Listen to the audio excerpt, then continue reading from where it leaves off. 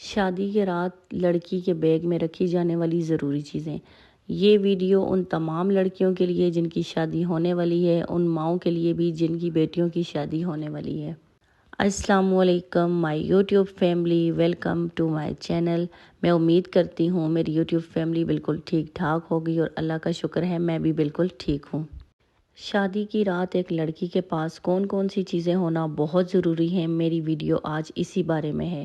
شادی کا جو وقت ہوتا ہے نا، وہ گھر کے اندر بہت ہلچل والا ہوتا ہے۔ جب ایک لڑکی رخصت ہو کر اپنے سسرال آتی ہے تو وہ ایک نئے گھر، نئے ماحول اور نئے لوگوں میں ہوتی ہے اور چیزیں مانگتے ہوئے گھبراہٹ محسوس کرتی ہے۔ اسی لیے یہ چیزیں پہلے سے آپ کے پاس ہونی چاہیے تاکہ جب وہ رخصت ہو کر اپنے سسرال آئے تو اسے کسی قسم کی گھبراہٹ نہ ہو۔ ایک بیگ لیں اور اس میں شادی کی تمام ضروری چیزیں رکھ لیں۔ ایک چھوٹا سا سوٹ کیس لے لیں۔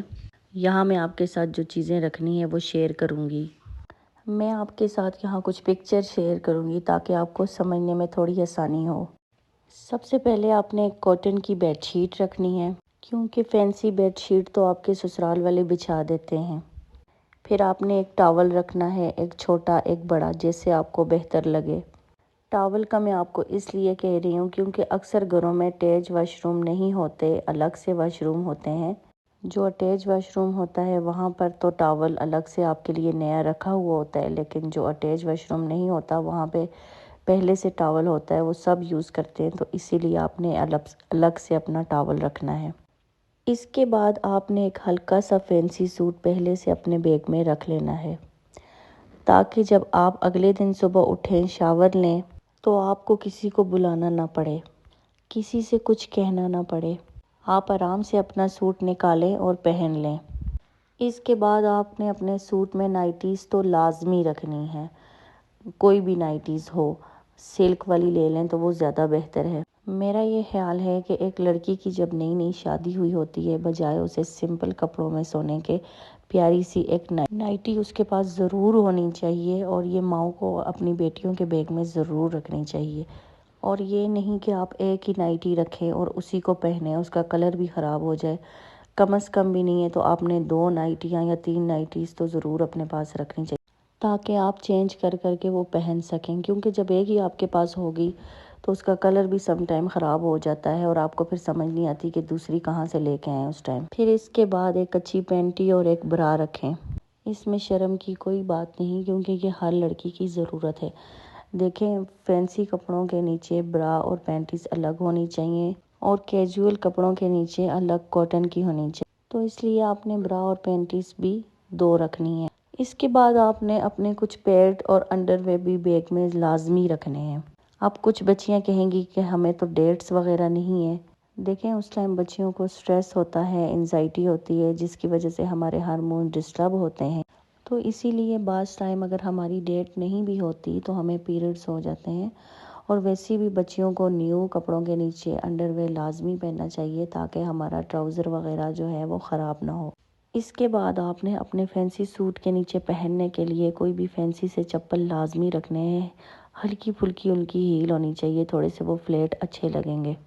اسی طرح ان چپلوں کے ساتھ آپ نے ایک اور ربڑ کی چپل بھی رکھنی ہے جو آپ نارمل روٹین میں اپنے روم میں آرام سے اس کو پہن سکیں، کیونکہ ہمارے پاس فینسی چپل تو بہت سارے اس ٹائم پڑے ہوتے ہیں، لیکن روم میں پہننے کے لیے کوئی سمپل سے چپل ہمارے پاس نہیں ہوتے، تو اس ٹائم آپ کو کسی سے مانگنے کی ضرورت نہیں ہے، آپ اپنے ہی سمپل سے کوئی چپل رکھ لیں۔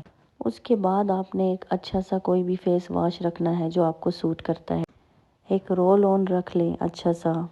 اس کے بعد آپ نے فٹ اسکربر تو لازمی رکھنا ہے، کیونکہ دلہن کے پاؤں صاف ہونے چاہیے، اور فٹ اسکربر آپ نے لازمی رکھنا ہے۔ پھر اس کے بعد آپ نے ہیئر برش بھی رکھنا ہے اپنے بیگ میں۔